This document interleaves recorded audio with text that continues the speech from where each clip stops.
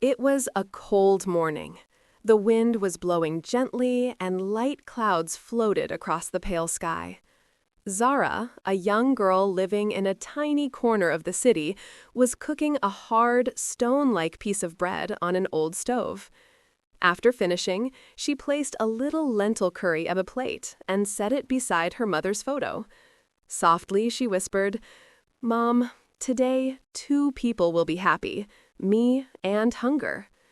She smiled faintly, but tears rolled down her cheeks. Her mother had passed away, and now Zara was left to fight life's battles on her own. Every day, Zara sold flowers by the roadside. The cold wind brushed her face as people hurried past, not even noticing her little basket of blooms. Then, one day, a 5-year-old girl stopped by. Zara smiled kindly and said, "Flowers can change faces. These are for your smile."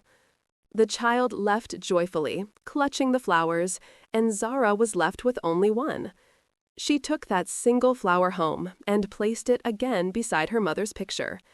She had nothing, yet every day she found something to give. Evening fell. Zara had worked all day, but she had earned only 20 rupees. The shopkeeper shouted, "Bring money tomorrow. I won't give you anything on credit now." Zara stayed silent. That night, she sat alone on a roadside bench, quietly crying. Suddenly, her phone screen lit up. A video started playing. A voice said, "Life always seems hard until you decide not to give up." Zara looked up at the sky, took a deep breath, and pulled a small piece of chalk from her pocket. On the pavement, she wrote slowly, "Life begins again tomorrow." The next morning, people passing by the bench stopped to read her words. "Life begins again tomorrow." A well-dressed man paused and asked, "Did you write this?" Zara nodded softly.